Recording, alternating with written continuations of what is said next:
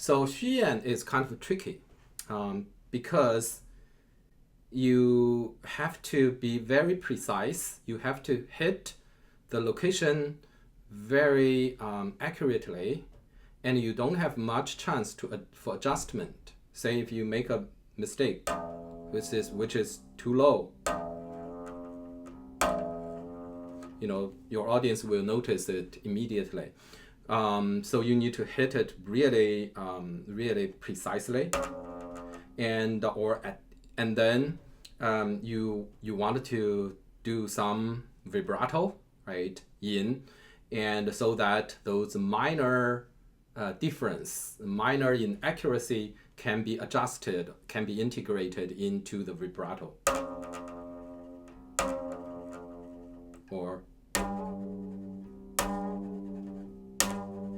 right, so just to use vibrato to make that inaccuracy part of the interest of the sound.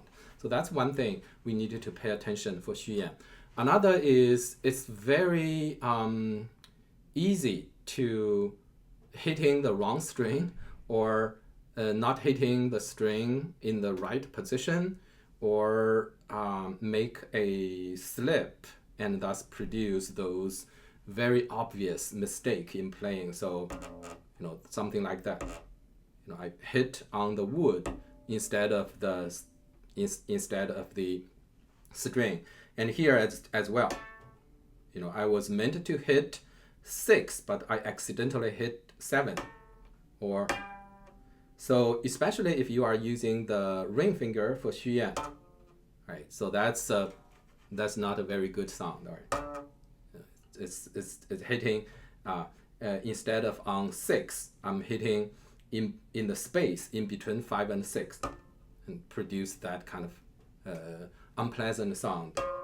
So what is the trick to actually get the sound what you want and hit the right position? The trick is you don't want to raise your hand too high. If I'm holding my hand this high, okay, I'm lucky, right? I got this right sound, which is good. But it's you have more chance of hitting the wrong position if you start from those high position. So you want to start low. It actually doesn't need a lot of strength, doesn't need a lot of power to get that sound. So for example, if I just lightly put my finger on the string, you already can hear something, right? And all I need is to give it a little bit speed to make the sound louder, right? I just barely adding any speed, just put my finger on the spot. I can still get some sound. And that is especially true for the lower string.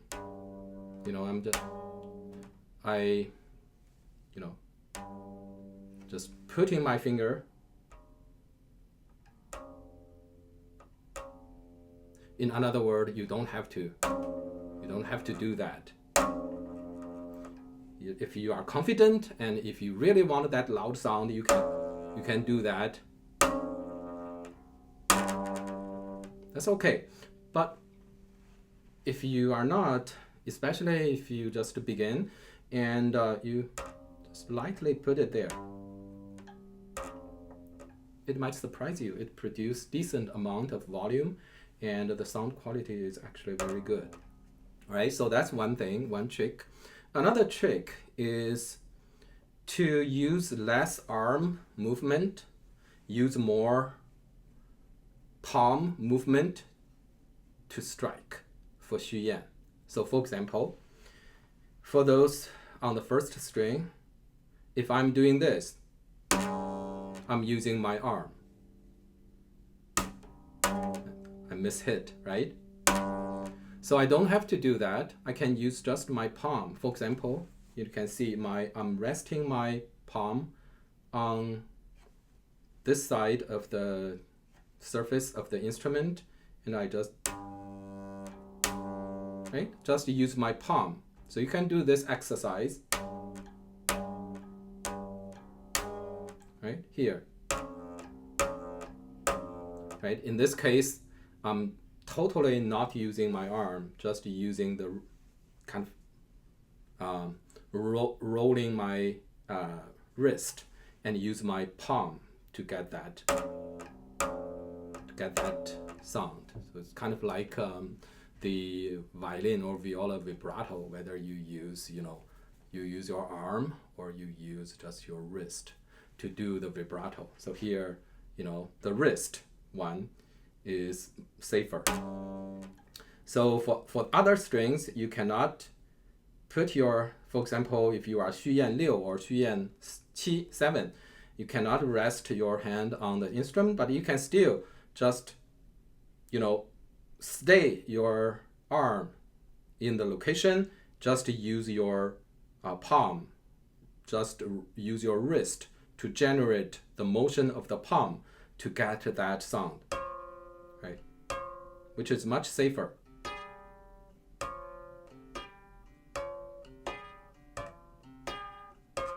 Right? Use.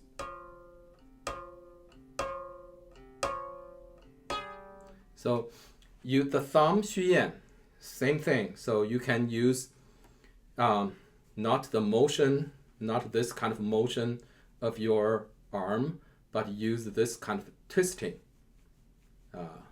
like a piece of wood. Your arm is like a piece of wood rotating, and then that would rotate your thumb to hit the desirable location.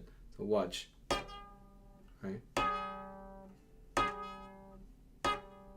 So my beginning position for this is like this, and ending position is like that. So I'm just using my hand to get that. So here my thumb, I'm using my thumb to get the xuyan. So my thumb spread outward. At the same time, my hand is rotating, is rotating like that. So starting position like this, and then the ending position is like that. All right, so I hope this is helpful. Again, thank you for watching. And if you feel this helpful, please like and share and comments. Thank you.